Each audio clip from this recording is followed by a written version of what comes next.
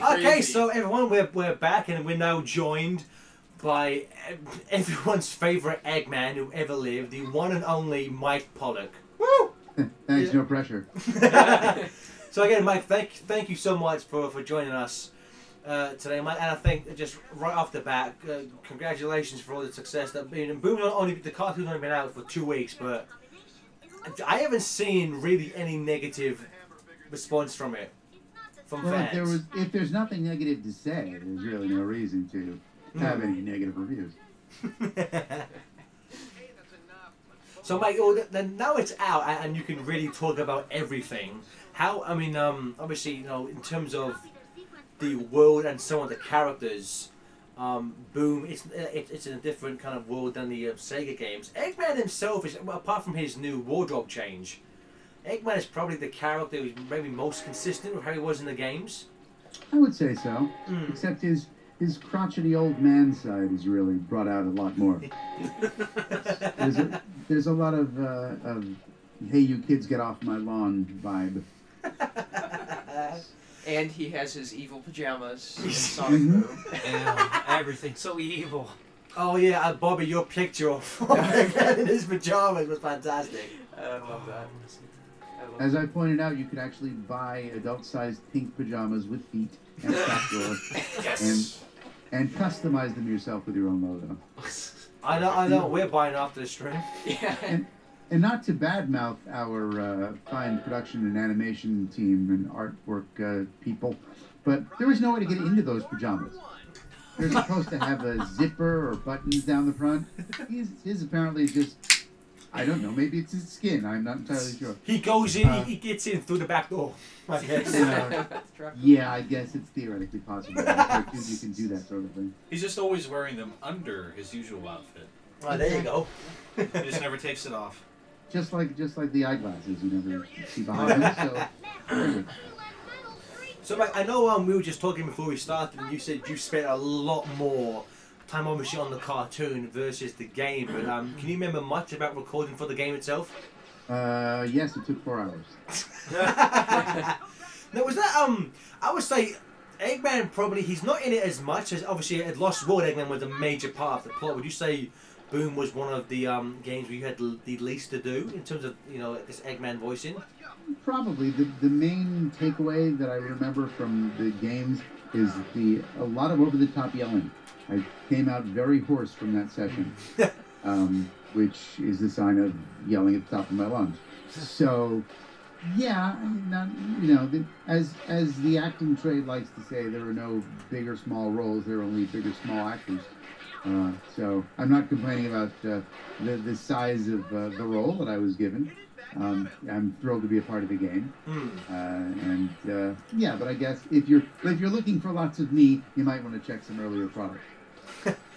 Now, obviously, Boom came out with 2 games: the Rise of Lyric and Shattered Crystal. I haven't myself had time to play Shattered Crystal, but I would imagine if Eggman speaks in that game, they probably just recorded it in the same session. There were, I think there was one big run-on session, as I recall.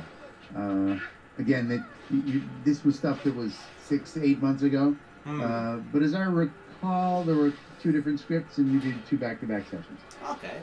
Now, I think when last we spoke with you, you said the recording for Boom, the cartoon, is still going on. I mean, have you finished the first 52 episodes yet, or is that still recording? The vocal recording for the first 52 episodes is wrapped. Oh, nice. Apart from a few fixes that they keep saying they'll call me in for. Haven't gotten that call yet. But the rest of the season is still in production. There are people dancing around in France and in Korea, designing, animating, and in various parts of the U.S., putting these whole pieces together. So I don't know specifically how many episodes are in the can yet, but it's not anywhere near the full 52. Yeah. Now, do we, obviously it just started to, as we said before we started, really good ratings. You know, the first episode, I believe, was it's #1 in its time slots. I believe they're off the charts. Rating meters were broken around the country. As they should do, because Boom, it was a damn good show. I greatly enjoyed it. Do we know, I mean, I think I asked you this when we saw you at Sonic Boom last month, but any indication of how long normally you'd have to wait before we hear if a season 2 has been picked up? I don't have a firm date on when it would happen, but I'm going to guess since it took about a year, a little over a year to get this far, because we started recording the first bunch of episodes in the fall of 2013, fall of 2014 it would have been, yeah. They better start soon.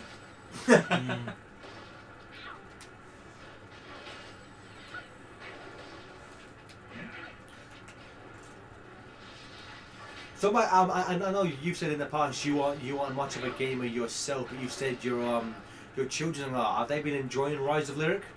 Well, we just this very evening came home from Walmart with a brand new Wii U. Hey, you got it. They didn't have one yet. So yes, the Wii U is connected and updating. I don't know that the game has gotten out of the package yet.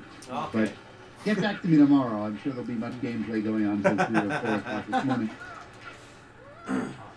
And the Shattered Crystal games have yet to arrive. They were supposed to be delivered in a special delivery, but I had to remind the folks in charge of delivering those that we hadn't seen them yet. Speaking of, I mean, that voice just reminded me, you voice, at least in this game, and we've seen one in the cartoon, 2 kind of background characters. Yes, it's true. Actually, I voiced 2 characters because that's with me. Oh my god. And that's one of them, that's Fastidious Beaver. I mean, like I have to say, just the voice, it seems kind of droopy-esque. Was that something that was kind of how the character was described to you? Yep, it is an homage to the classic droopy dog voice, which so many people do. And I'm delighted to say that I'm one of them. And when they said, we want this to be a droopy dog character, I said, do you really? Mike, you can take over from like Droopy's official voice actor. That's such a good Droopy voice. You know what? Should the opportunity ever arise, I'd be delighted. You know what? I'm happy. That's amazing. You and Cindy should do a crossover of Betty Boop and Yeah, Droopy. Cindy's Betty Boop. Yeah, we said Cindy Robertson. She said her favourite role is the fact that she's the official voice of Betty Boop, so we should get Betty and Droopy and do something with them. The legal wrangling involved would be... Well, maybe if they create a Betty Boop type character for Boom, then we can have Fastidious Beaver and the Betty Boop clone in one stream together. It's theoretically possible. I have to say that Boom, the cartoon, is really is such a delight because we get to like experience so much more of your Eggman characterization. Because in the games we barely like we don't get as much depth, but it's so. I would argue Lost World we did. We got quite a bit in Lost World. That was really the first. You just have so much diversity in your roles, and it just really shines in the Boom cartoon. It's really nice to hear. I like how kind of more childish and petty Eggman is in the Boom cartoon. But one of my favourite things, Mike, from the episode "Can an Evil Genius Crash on Your Couch for a Few Weeks?" is the one where Amy's talking about, are you eating your feelings? And you go to every of, somebody get her away from me. Like, it was so funny. I laughed at it. I won't deny it. See, these are yellows. What we're saying is, Mike, we love you. We do. Thank you so much. I will give the rest of the crew at least partial credit. The writers who write the brilliant words that I can then bring to life. The director and producer who make sure that what I say is the way they want it. And then the rest is completely beyond my control.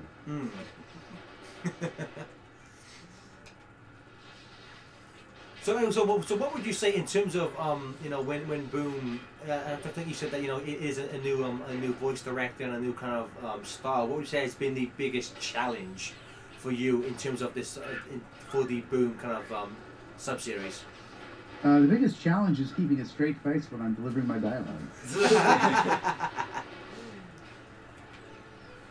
It's funny, and I love to laugh, and if I've got funny dialogue in front of me, I'm gonna laugh. Have you so obviously, as you said, the event Sonic Boom was just about a month ago. I mean, was that a thrill for you? I think that was your first official Sega event as an official guest? Yes. And it was a delightful opportunity. I'm glad they finally came to their senses that we should all do a thing. But yeah, this was the very first dedicated Sega event, and it's fascinating to see the difference between just a generic, for example, Anime Con, where there are people that are there to see lots of other people, and trying to figure out who's got the longest line of autograph seekers, whereas this dedicated event, everyone pretty much knows exactly who you are and wants to see you. So there were overcoming various logistical challenges to make sure that everybody had a chance to see me was a fascinating experience. I gotta say, I really respect that you went out of your way to meet a lot of people. Oh yeah. The management there, as we talked about it before, was kind of the autograph line was not handled the best. Would you say that? I knew that with the amount of time that I was spending up on stage, not necessarily doing much, there would be a possible riot if tons of people had come to see me and didn't get a chance to. So we scrunched into a corner and made the best of what we had, which is why if you ever see pictures from Sonic Boom, the Sonic Boom event, and you weren't there, and my pictures look like they came from a security camera, it's because there wasn't exactly a lot of light. I was going to say, for anyone watching this stream, I know I am doing quite badly. I was just about to bring that up. In this method, so I will say, I will take half the blame for this. This section does not handle amazingly well. So yeah, I know I'm doing terribly bad against Metal Sonic. Is it a good fight? Like, I haven't been paying attention. I like this. It's a thing. It's like a lot of things in the game. If the frame rate was better and it wasn't as buggy, this fight would be really fun. It's kind of like a separate. It reminds me slightly of Silver's fight in Generations. Yeah. But not. It's.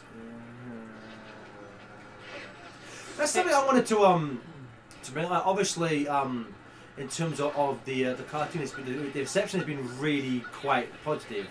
Unfortunately, with the games, the reviews haven't been that great. With something like this, when you voice act in games and such, when you read reviews, do you care more just about how people review, say, the voice acting, or do you take the game as a whole do you worry about that as well?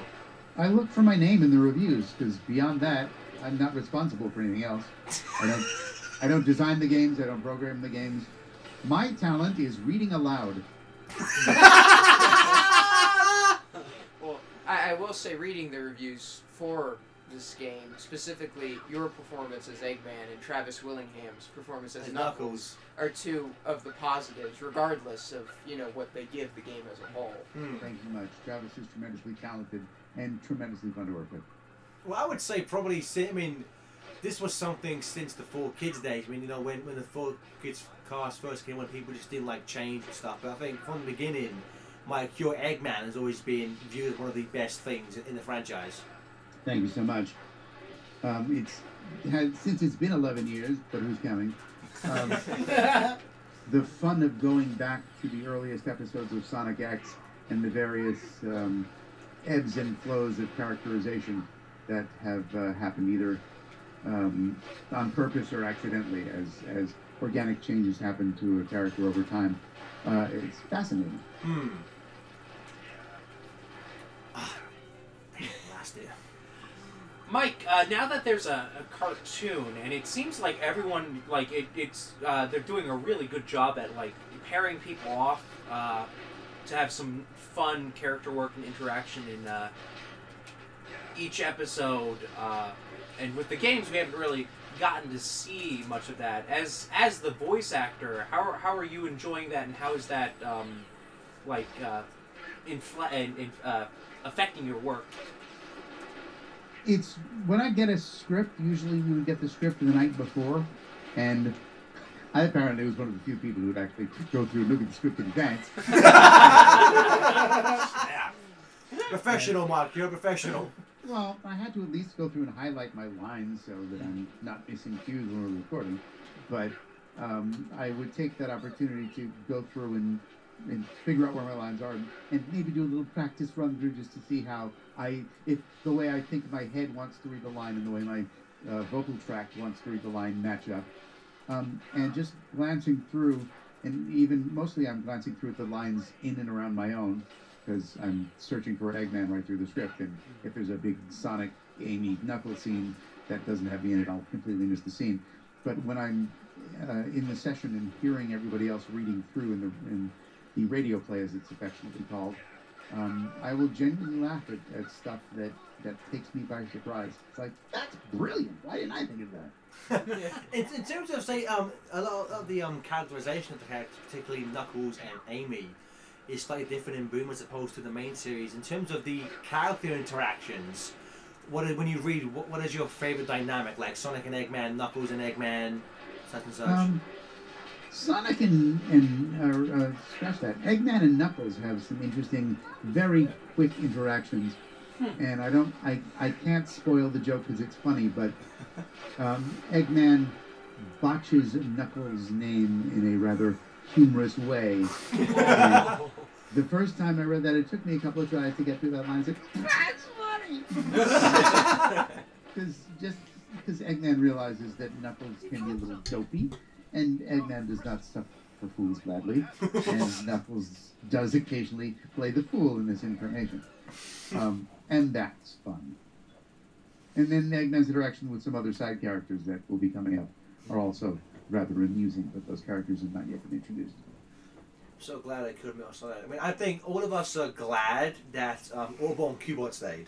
Oh yeah. Yes. Yes. Because, I mean, I was expecting them to appear in the game, and so far I have not seen them. Yeah. But at least in the cartoon, it's so. I mean, I know when the trailer first premiered, I thought they had replaced Kirk Thornton as Orbot because his voice sounded different, but then I realized they just weren't using the robotic filter that they're using in the Sega games. Kind of thrown for a second, which is kind of an interesting choice. I mean, like, how was it? I mean, I know you've in the videos we've seen where you've worked with the cast. Have you been able to work with Wally and Kirk in person? In person, we had a one-day get-together where we got to do a little bit of on-screen reading, but most of the time, just logistically, they've got to break the core cast of, I'm doing the math in my head, 8? Yes. The core cast of 8 gets broken up into 6, and then Wally and Kirk. So Wally and Kirk would record their lines either before or after the rest of us did, and when it would be Roger and Travis and Cindy and Colleen and Nika and me would be all doing our stuff together, we would either pause and pretend we were listening to Wally and Kirk reading their lines, or Roger, in his tremendous versatility, would just temporarily double up on those lines just to keep the pacing proper. Oh, nice. But yes, I didn't get to interact as much with them in real time, just purely because of logistics. But the one time that we were all together and live and recording, and that was really fun. It's like, oh, that's what that's like to work with them. Just for, I mean, I know you didn't. I can't remember if I've asked you this before, and if I have, I do apologize. I know you didn't when you were working with the 4Kids cast, you didn't really work like in a room at all. But have you felt like the dynamic of the voice cast has changed? Obviously, it's changed, but do you find it's how different is the feel of it? Do you feel? If that makes any sense to you? I apologize. That's a terribly worded sentence. I've been doing this for hours. I'll translate it into something that makes sense. The nature of dubbing versus prelay, and prelay being where they record the voices first and then they animate to our existing voices, is another logistical difference. Dubbing, which I did lots of in the past, is done individually so that you can record each line and then nip it and tuck it and squish it and stretch it and make it fit into the existing lip flap, which, if everyone was there, you'd really be wasting everyone's time, because everyone would be saying, come on, you've been spending 20 minutes on this line, let's get go! So that's efficient. When you're doing prelay, you get to be, at least most of you all together. There's two ways to do it. Prelay can be done individually. The delightfully memorable Viva Pinata that I did, we recorded prelay, but we recorded individually. So it wasn't as much fun as being able to riff with the entire cast, but one of the reasons why people like me get booked is because we can sound like we're all together even when we're really not. But for Boom, it was as ensemble as possible whenever possible. And that's just really cool. There's a tremendous feeling of camaraderie, lots of laughing and scratching, and just having a grand old time. And I was really surprised once we got past the first couple of episodes and we're on to the third and fourth and beyond, how many things we did in one take. We would have, most of us, again, look through the script in advance, but even those that have not are enough, they're skilled enough at cold reading that they can pick up the script, read through it enough so that when we would do a run-through of a scene, we could often get through the scene just once, and it would be, well, we got that, let's go to the next one. And I would be thinking, really? I want to do it again? All right, fine. Hey, Mike, you mentioned Viva Pinata. It's been a while since I watched that. What character did you play in that show? I was Langston Lickatoad, who sounded pretty much like me. Langston Lickatoad? Langston Lickatoad. Viva Pinata had some interesting names for characters. Mm-hmm. There was more of Langston was in the animation versus the game, but he was in the game as a sort of omniscient narrator at one point or another. Wasn't that a Rare game? Yeah. Yeah, and then it was adapted into a show, I think. Nice. Maybe the other way around. They were working kind of simultaneously. I think the show had the same characters. They added names and personality. Sort of like kind of like Boom in that regard. I guess, but I think Pinata the game came first, and then the cartoon was running in parallel. But I know the cartoon was a prelay experience as well. So we recorded and then they animated everything, and then we got it back a few months later and fixed it and produced it and sent it out. It's a neat little series, though. Yeah, if you can find it somewhere. It's been swept under the rug for whatever reason. Now, Mike, as far as upcoming episodes, can you say whether or not there's going to be an episode that focuses on Eggman in the future? Or... Oh, there were several. Oh, yes. Awesome. Yes, there are a couple. For example, there's one where I remember quite fondly. I appeared in the first scene, then nothing until the very last line or two. And I remember that because I was sitting in the studio in New York, separated from the rest of the quarantined as it was by Ebola.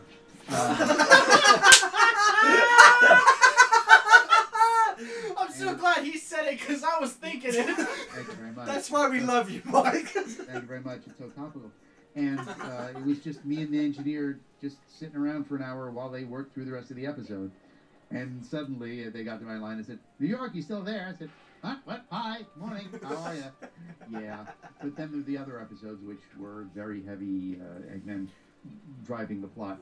And those were tons of fun. The one I can't wait for, because it sounds like a plot from the old Adventures cartoon, is Eggman taking Sonic to court. That just sounds amazing. Anything's possible, especially with a second. If we get a second year picked up, you know, Well, maybe your thoughts will be right. Well, I'm pretty sure Evan Brady confirmed that episode. Well then, I can't confirm or deny. Someone said there should be an episode called Eggman Can See Ebola. That's dark. That's terrible. I have a couple chat questions lined up, if we can just go through those. Sure. Mike, someone was just wondering if your kids are enjoying the Sonic Boom show. Yes, they are. They particularly enjoy talking through the episode. Because they're 8 and 12. We had a very cool launch party at the lovely Bailey's home, as a matter of fact. Stately Bailey Manor. Stately Bailey Manor. With the Bailey's friends and family. They invited us along because we live reasonably close to each other. And the kids chatted through the whole episode, which is delightfully embarrassing. And they've done the same today, for example. We were going to wake up at 7, and they was like, we'll DVR it, we'll watch it later. So the kids decided they'd wake up and watch it first without the parents. And we went back and watched it later, and they were talking through it, or they were wandering out of the room. It was great. But yes, at least the first time they watched it, they enjoyed it. Well, mate, think of that, because the premiere date last Saturday was actually Jonathan's birthday. Yeah. And we had gone out the night before, and we stayed up to watch it at 7 a.m. We stayed up I'm sure all that made it much more enjoyable. We did. We watched it. We laughed at every line, regardless of whether it was a joke or not. It was just... Yeah, I could see how sleep deprivation would make it much more enjoyable. Oh, the opening credits! That's not far from Yeah, true. that's pretty close, actually. I will say one thing that obviously it's the start of a new show, and just like with any animated show, especially CG, the animation tends to get to improve as it goes along. But I would say just in terms of how it looks and the textures, I would say Boom is one of the best looking CG shows on TV. I would have to say it's definitely up there. I was comparing it initially. We went to see Big Hero 6 in theaters on Sunday last, right after we saw the premiere. And by the way, I'll add that there was so much exposition in Big Hero 6, you didn't have to see Big Hero 1 through 5. Thank you. You have our viewpoint. I know, Mike, me and Chris said the exact same thing as we were watching it. It's such lazy exposition. Thanks so much. But obviously I was comparing it with the big budget movie thing, but I would say there are definitely some moments where we could go head to head with your latest animated film. I would say it's when the first reveal trailer, like when there's this conversation with Sonic and Eggman about Burnbot, like the facial animation on Sonic and Eggman is so good in that scene. Mm-hmm. Like that for me, that rivals stuff like like Just about anything out there. yeah, it's really damn good. I'm lost again, Chris. I don't know where you go at this point. Oh yeah, oh I know where I gotta go. I can ask another chat question. Go for it. Oh yeah. I thought this was a good question, Mike. Let's see, it's... Maybe you won't, but we think it's good. We'll let you know. I am right. It's just, they were wondering if... I can't word anything. I'll just read what I typed. Would you say dialogue or the delivery is more significant when it comes to creating a memorable character, or is that about 50-50? Oh, that's a good question. Probably 60-40, because if there are some, I'm not saying that this show is not brilliantly written, but in the past there have been scripts that I have done in other franchises and other projects that have not been so brilliantly written, and I've been able to at least rescue some of the lines with brilliant delivery. Sonic X? Not even Sonic related stuff, but okay, since you brought it up, sure, that's one. Various commercials and stuff that I've been doing lately. But yeah, in this day and age when stuff is written by less experienced writers, perhaps, I can very often craft the sound of the stuff they write and make it appear better than it is. Do we have any more questions in the chat for Mike? Nothing we haven't already talked about so far. Just a quick update. We're sitting at $7,395. Oh, hey. Awesome. Once again, thank you everyone who has been donating. We are so close to our goal, which is fantastic. Woo! Here, this will bring in some donations. Way to go! Thank you. So, I mean, I know it's probably because the game just came out, and also Sega have said the main series is still going on. Sonic Boom hasn't replaced it. I don't know. You probably won't hear anything about the next Sega game for a little while. But I mean, maybe by then you may have forgotten it by then because Sonic Boom will be so brilliant. But I mean, just you said beforehand that the games were kind of there to kind of help promote the TV show. Do you think if the TV show continues to like another, say, second or third season, we may see some more Sonic Boom games? I haven't the slightest idea, but that would be lovely since I love working. We need to make more games just so we can have Mike say more funny things. Perfect. Just make a Sonic Boom game based on Eggman. I would pre-order that as like as soon as Eggman possible. Boom, I play it. Oh yeah. There have been numerous social media suggestions to that effect. I can't say I'm against it. Bobby, I like how you said the only thing you would do is pre-order that. You said nothing about playing that. I would put money down on it as soon as I could. I'd give money to support Mike, but I wouldn't watch your plays. I think the one-liners and the dialogue is so good What we need is like Tommy needs to make like an Eggman doll with a That drawstring. speaks. Yes. That would be amazing. There's a snake in my boot. Yeah. I'd wear the voice box out in a week. I have to say, I think one of my favorite lines, and it's I actually like the redesigns. One of my favorite two of my favorite Eggman lines. One is in the boss fight. As you leave, you say, "Nice scarf, loser," as you drive off. Which is like they had to have known what they were doing when they put in that quote. Yes, I remember. Again, I don't remember much about those sessions, as they were rather brief and yelly and forced. But I remember that line made me giggle. And there's one I tweeted this at you the other day, but the one when you face Eggman and he goes, "Oh look, I shot a tree." I don't know why that just cracks me up so much. And I like to remind people that when the toys are around me, they all talk. So, do you do voices for Sonic and Tails and Amy through the toys? Not me personally. Oh. I suppose if I were to be sitting on the floor playing with dolls, you'd have to have my head examined. But Hey, no, that's yeah, no, low. most of the time, That's what we do, Mike. Thank you very much. No, the Eggman's always talk. Oh, okay. That actually kind of goes with a question we've been getting in the chat a lot. When you first receive these scripts, do you just read out your lines, or do you maybe read out other characters' lines and try to work with yourself? Or It's a process of efficiency. So I'll get the scripts. They come in a PDF file. I'll open it up. I will do Control F, search for Eggman, and whenever the name comes up in all caps, that's my line, and I'll highlight it with a little highlighting tool. And as I'm going through, I'll take a glance at the line and the line before and the line after, just so I know how it should be, at least what the intention of the line is to use acting parlance. And I'll just run the line through my head just to make sure that I'm getting the comedy right. But yeah, I won't read everyone's line, but I'll at least see what I'm reacting to and who's going to be reacting to me, to make sure that I'm ready for the joke. If those who haven't well prepared aren't necessarily ready for it. all right, I think the reason they kept asking in the chat is they were hoping to hear maybe your takes on Sonic or Knuckles or Amy even. They're not good. However, without revealing too much about one particular episode, something along those lines may appear. I got you. Oh, I got nice. I'd love to, like Eggman's voice kind of Amy's body. I think would just be hilarious. you. We won't talk about Maybe that that too will happen. I've already said too much. First at TSSC. I like how you say it like it's TMZ. It is. It's the TMZ of the Sonic fan base.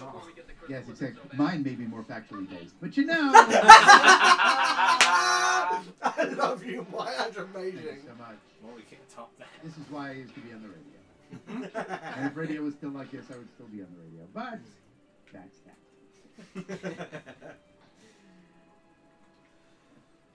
I have to say about this. This is one of the sections in the game that was what was part of the demo. They put in Sonic Boom. Yeah, it's really late. I have to say, this section, I kept getting killed in this section because it's not the best.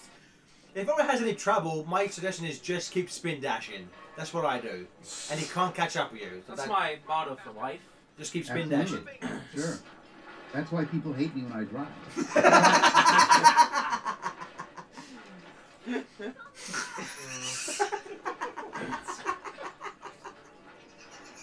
So this image of Mike in his car spin dashing. It's a boost pad. It's a boost pad. Oh, you don't get to say any of those lines. Yeah, Mike, we were talking with Cindy Robinson because there's She's good. we loved her. We'll try and get her back at some point. She was so fun to speak with. Love But there's like whenever the characters come across a boost pad, there's several lines where they go, "It's a boost pad. Look, it's a boost pad." Sometimes all at once. And we're saying that we're lamenting the fact that Eggman doesn't get to comment on the fact that there's boost pads. Yeah, well. rings.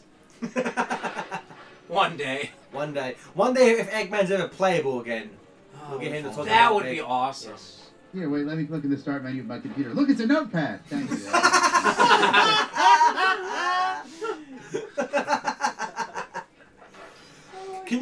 Mike, I know you don't use the Eggman voice or anything other than stuff you've said. So is there a line from Boom that sticks out to you? As like a really good Eggman line. There are so many brilliant lines coming up that I don't have any public favorites yet. Okay. I mean, watching back these, I've actually seen these first few episodes several times because we got to see episodes 1, 2, and 3 backstage at Boom, and after the launch party, we got a little tease at episode 3 with the kids. So I've seen those numerous times, and with all due modesty, every time I appear on screen, I say, "Oh, that is good, isn't it?"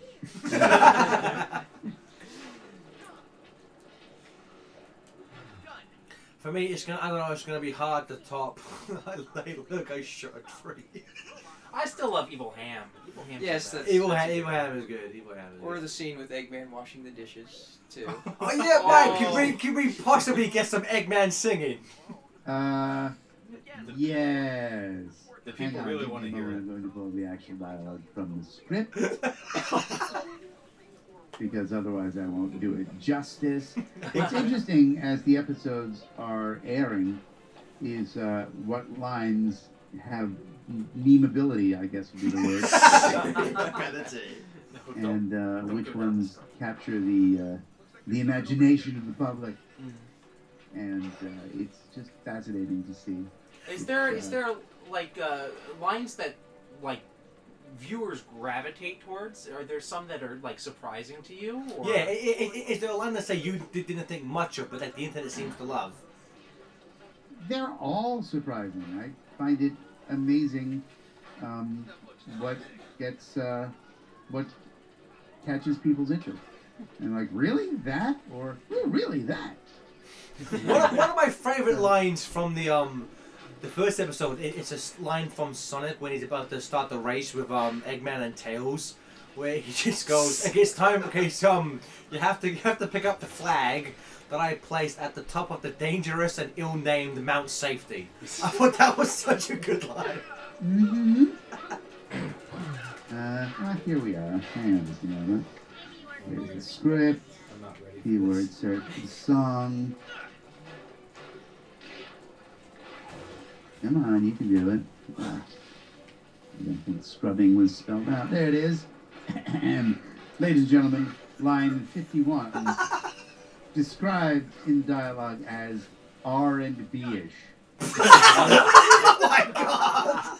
Didn't really come up as R&B-ish, it came up more like this. Scrubbing all the dishes with my sponge and soap. Scrubbing all the dishes, it's clean enough, I hope. Come on! A round of applause for my part. By the way, what follows through the horns is bap bap, da da da da da dap, bap bap, da da da. I have to say, I look forward. When the 4Kids had the Pokemon anime, they released a bunch of like original cast albums. I look forward for the Sonic Boom Christmas album. We can get Eggman singing more like that, please. That would be a wonderful thing. I And want to also, slow. again, without giving away too much, it won't be the last. Yeah, yes! What Eggman singing? That's amazing. I want Eggman to get a song like Brock did about how sad and lonely he is. At Christmas Oh, time, A yes. slow time song. Oh, Well, Eggman misses his family, and that's why he's crying at Christmas. Are we gonna get no one here can answer this, but I hope we get a Christmas special. That'd be fun. I Probably suppose not. I can't confirm or deny that, but I would say that if one were to be happening, that'd be great too. Yeah. Maybe season 2. Well, I think is I don't know. I've read that this may be completely wrong, but I've read online that nowadays like studios don't like doing themed episodes because it makes it hard to rerun them around the rest of the year. There's that. But I mean, But- things like Christmas specials and maybe even Thanksgiving specials. It's like those are the things that people like look forward to all year. I think the only show I can think of where like the Simpsons Halloween special is like the one that that tends to be their highest rated show every year. Of course, The Simpsons is The Simpsons. Oh yeah, you can't really compare. To the Well, Simpsons. it was better when I don't know if Cartoon Network still does it, but they have like marathons of like cartoon Christmas specials. Oh, yeah. Oh, they do? Oh. Yeah, or they used to. I don't know if they still do. Show Sonic Christmas Blast. More I chimneys, don't know. more. They used to. They did that on like Disney XD a few years ago, at least. Oh, damn. Or Well, before maybe- it was, If the friendly folks at Cartoon Network would like to gather us all together and let us, perhaps co-host the marathon, that could happen. I think it's safe to say that at Boom, Mike, you like every time you were on stage, you were the best. You should have all respect to Stephen Frost, but you should have hosted that event. Yeah. Well, I didn't have much say in the matter, but as you can see, having been on radio, I'm fairly quick on my feet. So that could happen. How they know? You just like ooze, like you have this like you rah. Yeah, Translate that. To get that mic, you ooze raw. Thank you so much. That was my first band name. Was Ooze Rock. What that means, I don't know. But yeah, it's Showbiz. I'm all Showbiz. That's it. Oh yeah. Smoke and mirrors. That's me. You might want to get that oozy How, raw with that. How involved is Cartoon Network exactly? Or if you know, you know.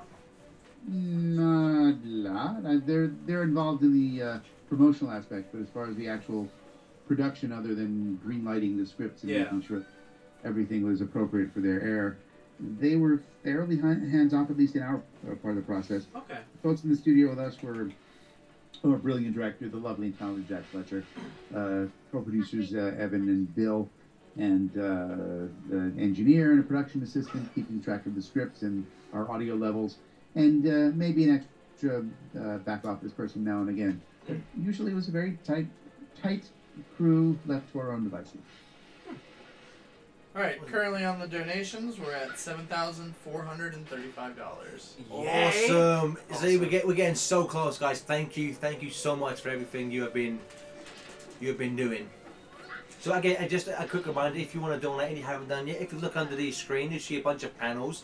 There's one with AIM in it that says donate. If you click that, it'll take you to Emily's GoFundMe page, and you can donate any amount, big or small. But a reminder: if you donate over $20, you will be entered into a raffle where you can win a bunch of prizes, such as a brand new laptop.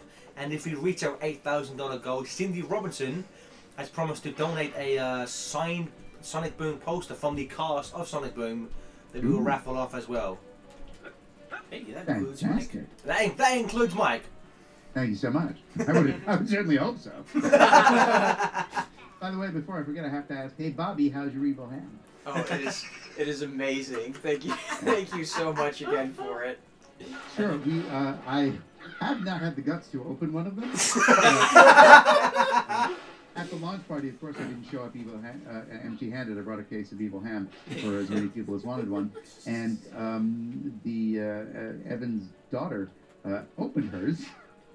And I was rather surprised to find that the actual cans themselves are completely blank. Really? I think for a decorated piece of paper and a can of ham. Is it like If you ever want gelatinous? I guess you can take the paper off and save the paper and eat the ham if you want. I don't know. Put it in a scrapbook. Perfect. Yeah, there you go. Laminate it. Yes. Frame it. I have to say, like, I still have, when you were a Free Comic Book Day, I still have my original Mike Pollock smiley face Oh, you drew on a plate. That's a one of a kind. It is! I offered to pay Mike $1 for it, but he wouldn't accept my money, because that's the kind of guy Mike is. No, because you No, just because wanted I to give can him see dirty myself. money. Artwork. I have to say, my evil ham is on one of my shelves. On one of my shelves, you know, amongst all of my different Sonic collector's items. Like right in the center, it's my most special piece. I think my favorite thing about that was the message. Was instead of best wishes, it was worst wishes. Yeah. I wasn't awake exactly when you gave that. Fantastic. I don't know exactly how that works for long-term storage, so in the event that suddenly explodes, you're not Eggman Enterprises cannot be held responsible for what happens. He must have made his energy drinks that exploded too. Wait, is that a thing? Yeah, his Sonic energy drinks apparently busted after a few years or something. I have one. I've those. had one in the fridge for a year or so after keeping it. Yeah, I've had one too for a year or two. The ticking time bomb. Oh my gosh, I have like 2 somewhere in my house. So I'm like, it's on the wall. You're just like, oh, there it is. We've talked about. I know when we saw you in New York, you were talking about how you were kind of enjoying the Eggman merchandise. Would you say the Boom Eggman toy is one of your favorite pieces of merchandise of a character you have been associated with? Yeah, it's very nicely detailed. I have the most comparable piece that I have is the Sonic X action figure thing that they put out, which is nice, but obviously production techniques have advanced quite far in those years, and the Boom figure is delightfully detailed. He's a little smaller than the other one, but still. How do you say the Boom figure compares to, say, the modern Eggman that they released around the time of Generations? I think the Boom one is somebody put a lot more work into that. I would have to say that the Boom Eggman is probably the best toy out of the Boom line. In the Boom line, it's like that's the toy that I when I got back from New York, I ran out and got. Every time I go to my local Toys R Us, they never have Eggman. He's the only character I want. I never have him. Here's a tip: as long as you don't want him to actually stand in the Eggmobile for any period of time, because that's one thing he doesn't do very well. Fine piece of merchandise. If you have him place his hand on the windshield like he's like really tired or something, he'll kind of stand. Like if he ate too much. You don't move it. If you keep it in the box, it looks great. Yeah, if you use the launcher and take it for a spin, wow, and off he goes. But I guess you can't have everything.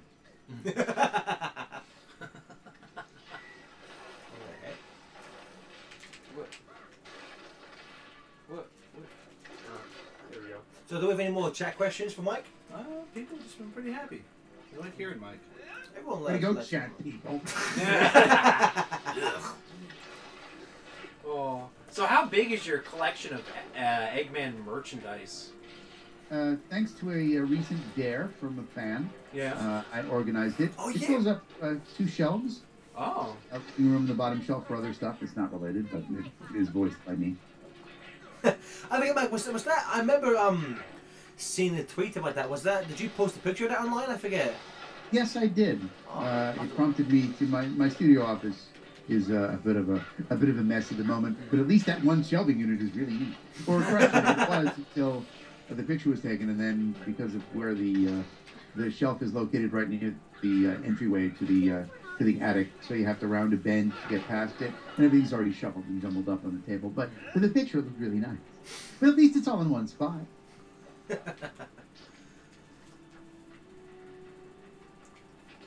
Giant evil conch shells. There's a question in the chat. I don't know if you'll have much feeling either way on it, Mike. I don't know how to pronounce their names, but the 2 Eggman foils from Sonic X, Deco and Boko. Yeah. Oh. How do you feel about them versus Orbot and Cubot? Do you prefer one or the other? Or? I don't know that I really have a preference. The styles of script writing in both shows were different.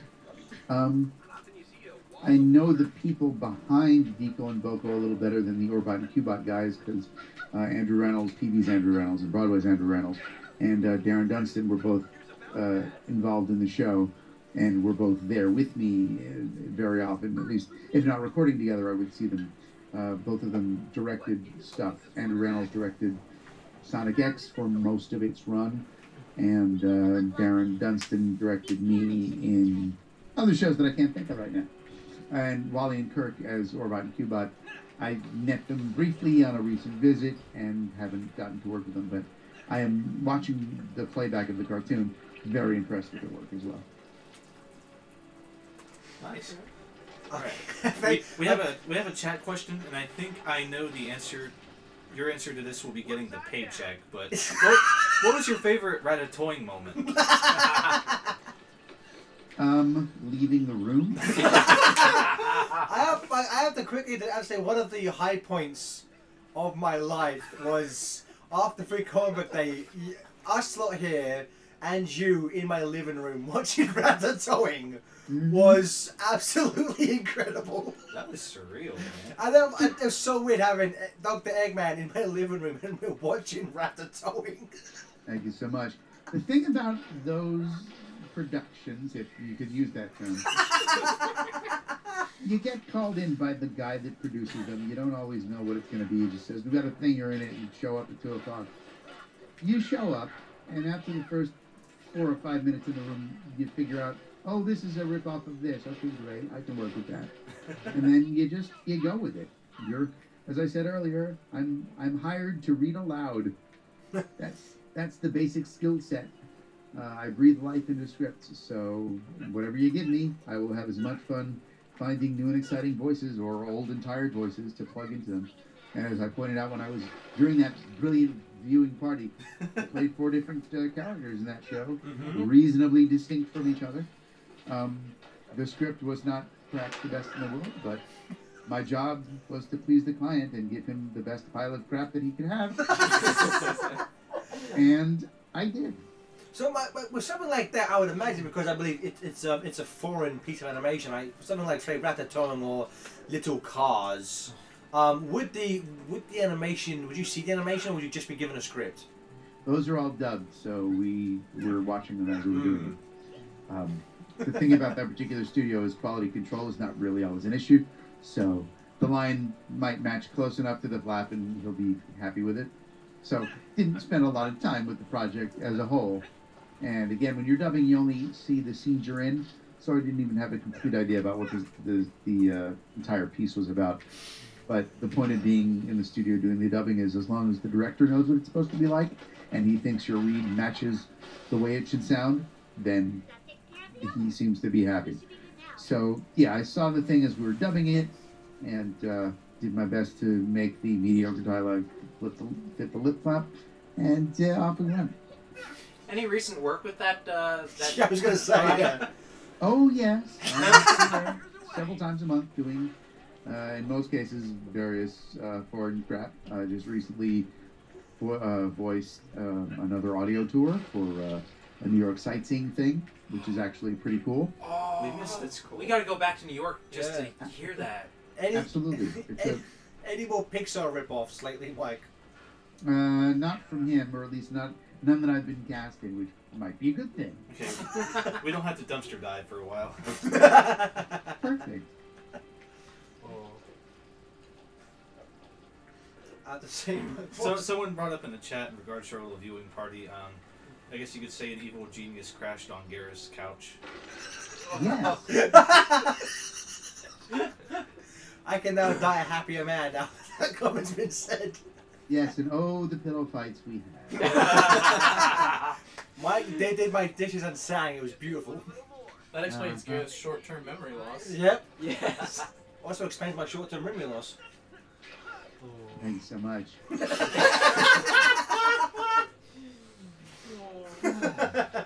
Someone get her away from me.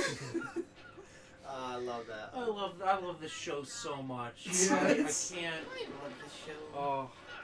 That's I- nice to hear. I will say my one complaint, and it's nothing to do with the voice cast or the writing or the animation. I'm still just bummed at the fact that the Sonic Boom song isn't the theme song. I know it's it's probably just due to licensing and rights, but that kind of just bummed me out a little bit. Well, by the same token, why not just have a recording of a sonic boom from a plane? Here's your theme song. We need to upload that to YouTube. That'd be amazing. The opening credits. to Mike Sonic Boom. Pollock's interpretation of this Sonic Boom theme song. Yes, thank you very much. Which is very much the same as my interpretation of an angry cat. So, there's the difference. Which, speaking of an angry cat, I still hold out for the day, Mike, we will see a Fat Cat return. That'd be great. I have no idea if the lovely Katy Perry has the slightest idea who I am, but that doesn't really matter. Oh. I hope you meet, and it's like that the moment where a little kid meets like a voice actor, and then you start talking, and it's like I hope you have a moment like that with Katy Perry. Yeah, if that were to happen, I suspect it would be more like, The commercials for Pop what? Right? I'm not really fine. Well, there'll be a little bit of that coming up in December. I'll be at the Northeast Comic Con Pop Culture Convention with the lovely Tom Whalen doing a voice acting workshop. Oh. And among the other guests will be the voice of Roger Rabbit, Charles Fleischer. Oh, wow. And also TV's Billy West. I've been seeing you tweet that. I'd love that. Although there's been a massive tweet fest going on about that. But the interesting bit of interaction that I'm planning to have with Billy, I ran into him back in my radio career when I was a production director in Rochester at a radio station, and he dropped by to visit with the morning show, and they brought me in because they knew that I did character voices. I hadn't been on any TV things at the time, but I remember chatting briefly with Billy and saying in my nerdy mid-20s kid working at a radio station voice, "Well, geez, great thing. Maybe someday we'll meet up in the studio sometime." That hasn't happened, but at least I'll be sharing the same panel stage with him, and maybe he'll remember that. But I doubt it. Well, Mike, when you meet him, you're both distinguished guests of Pack Rat Comics, so that's something you two could talk about. Oh, perfect. Will that be recorded and YouTubed, or is that kind of defeating the point of the workshop? I don't know if it'll be done officially, but I'm going to guess the way so much home video of Sonic Boom, the event, showed up, I wouldn't be surprised. I don't know if we're preventing. We haven't worked out all the details of what's allowed to happen. So, I don't know. I wish I could ask them. I guess. Do you do a lot of voice acting workshops? Not usually.